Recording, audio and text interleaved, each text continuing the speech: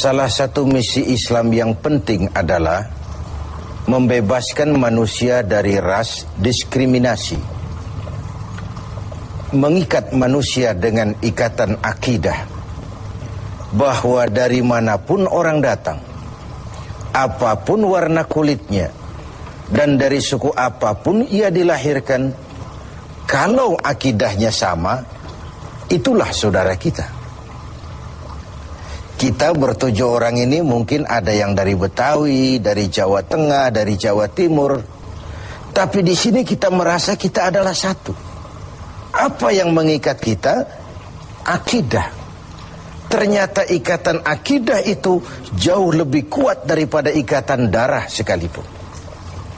Islam membebaskan manusia dari ras diskriminasi.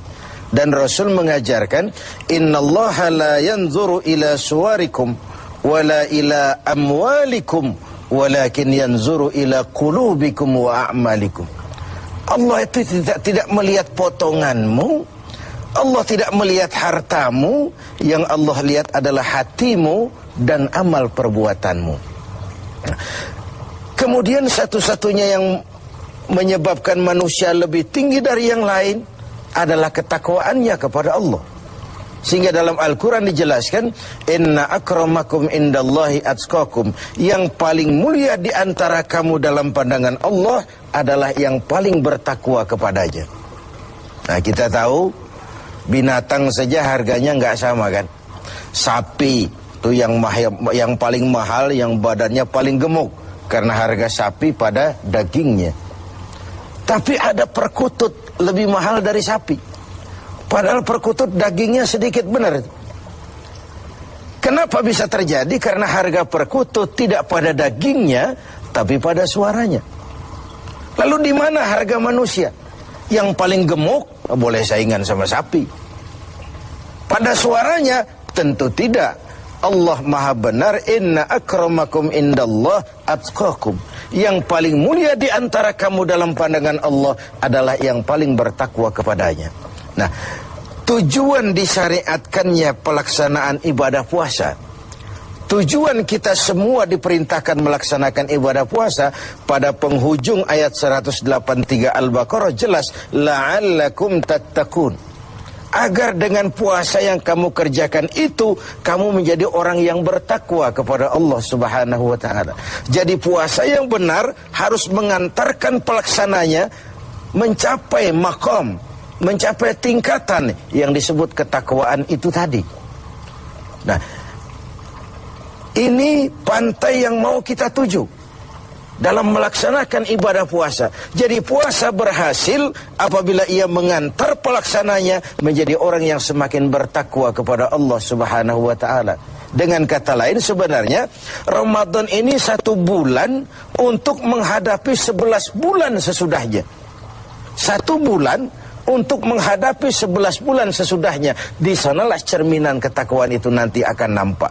Sebelum kita lanjutkan berbicara tentang takwa ini, barangkali di antara adik-adik kita yang hadir ada yang akan mengajukan pertanyaan di seputar ketakwaan ini.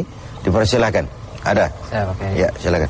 Assalamualaikum warahmatullahi wabarakatuh. Assalamualaikum. Saya mau nanya ini Pak Kiai, kalau orang yang bertakwa itu apakah mengalami skeptis dalam menghadapi kehidupannya?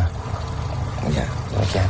Apakah orang yang bertakwa itu lalu skeptis dalam menjalani kehidupan? Kira-kira gitu maksudnya. Iya.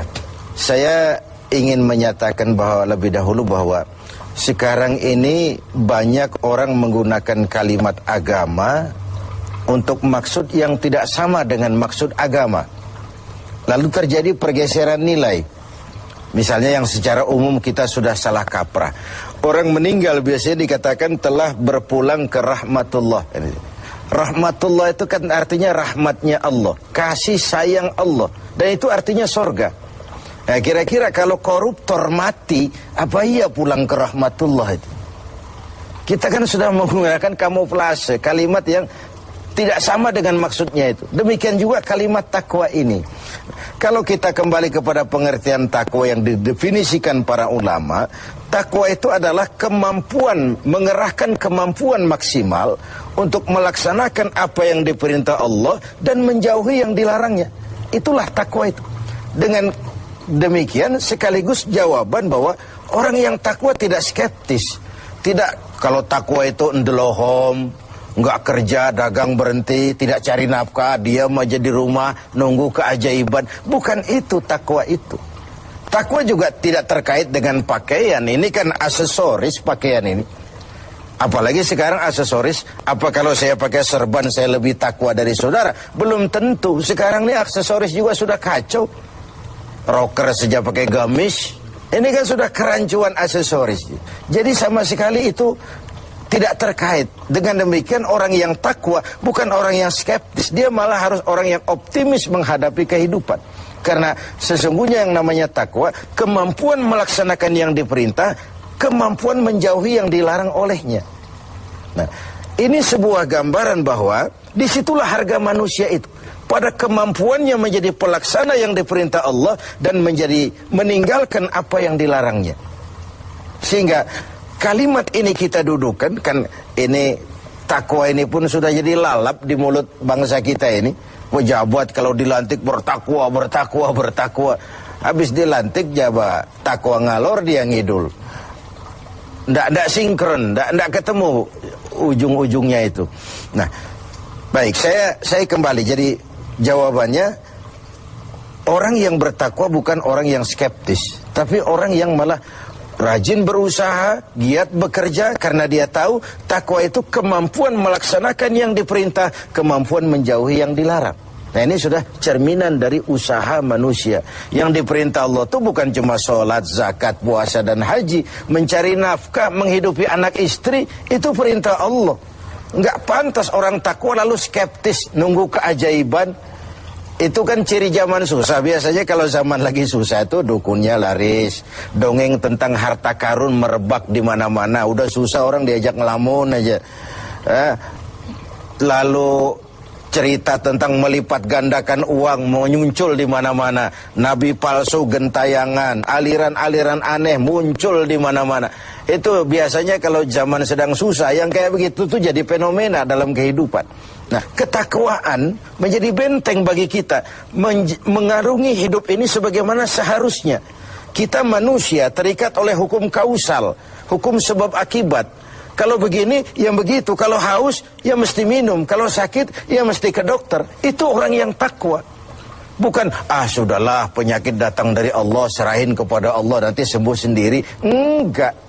Bahwa nanti sembuh sendiri Allah menghendaki itu soal lain. Tapi sebagai manusia yang bertakwa, kita tetap harus wajib berusaha. Tidak boleh ndelohom, menggelenggam ayam-ayam menunggu keajaiban. Tidak. Nah, ini pola dasarnya. Nah, baik, sekarang saya kembali kepada takwa itu sendiri. Sudah saya jelaskan bahwa takwa melaksanakan yang diperintah, menjauhi semua yang dilarang. Nah, bagaimana puasa ini membentuk pribadi yang bertakwa? Kita pinjam huruf-huruf takwa itu ya. Ta, qaf, waw, dan ya. Huruf ta, kata Imam Qushairi, simbol daripada sifat tawadu. Orang yang bertakwa adalah orang yang rendah hati. Dia berusaha, ya. Dia bekerja maksimal, memang. Tapi dia sadar bahwa semampu yang dia lakukan adalah berusaha dan berusaha. Kepastian itu haknya Allah. Nah, ini bedanya kita dengan yang lain. Kepastian itu hak Allah. Yang kerja saja belum tentu dapat, apalagi yang nggak kerja. Kira-kira logikanya begitu. Sama dengan kalau orang bilang, lo sholat juga belum tentu masuk surga. Ada suka orang usil. Iya, yang sholat saja belum tentu masuk surga, apalagi yang nggak sholat. Kan begitu logikanya. Orang yang bertakwa itu dia terpacu. Nah, timbul sifat tawadu, rendah hati, dibentuk oleh pelaksanaan ibadah puasa ini. Kenapa? Puasa ini kan, ya Allah, baru sehari nggak terkena makan, nggak terkena minum, sudah begini lemah rasanya diri. Lalu apa yang mau disombongkan di hadapan Allah? Nah, timbul sikap rendah hati. Ini mentalitas takwa. Dia bekerja, dia berusaha, dia gunakan teknologi canggih, dia pakai manajemen yang paling modern, dia pakai tenaga yang profesional, tapi di balik itu dia sadar betul kepastian cuma hak Allah. Maka usahanya selalu diiringi dengan doa agar keberhasilan tidak membuat dia lupa diri, kegagalan tidak membuat dia putus asa. Inilah nikmatnya takwa itu. Keberhasilan tidak membuat lupa diri dan kegagalan tidak menjadikan dia putus asa. Selalu melihat hikmah di balik apapun yang dia hadapi itu. Rendah hati. Makanya di hadis qudsi dikatakan, aku cinta orang yang rendah hati, aku lebih cinta kepada orang kaya yang rendah hati. Aku benci orang miskin, tapi aku lebih benci orang miskin yang sombong. Aku benci orang sombong, aku lebih benci orang miskin yang sombong. Jadi kalau ada orang kaya rendah hati, wajar saja. Orang kaya nggak sombong kan pantas. Orang miskin nggak sombong, pantas saja. Emang nggak ada yang mau disombongin. Tapi kalau orang kaya segalanya punya, dia rendah hati, itu yang Allah lebih cinta. Nah, takwa menanamkan itu, sikap rendah hati. Lalu huruf yang kedua, huruf qaf, simbol dari sifat qanaah. Ini sifat orang takwa, merasa cukup dengan apa yang diberikan Allah. Tengoklah, puasa ini kan mendidik. Saat menjelang buka, kayaknya semua isi meja mau kita pindahin ke perut kita. Kalau boleh jangan orang lain, jangan kebagian. Padahal apa sih daya tampung perut kita itu? Seteguk air, sepiring nasi, sepotong kue, kenyang sudah. Ini menyelamatkan manusia dari sifat tamak, rakus, serakah. Kan ini yang menyebabkan terhalangnya pemerataan dalam upaya pembangunan di negara kita ini. Sehingga gunung ditimbun, sumur digali, yang kaya makin hebat, yang miskin makin terpuruk, akibat pola keserakahan itu tadi. Nah, dengan demikian, dua dari sifat takwa ini kita bicarakan, insya Allah yang sisanya kita lanjutkan pada kesempatan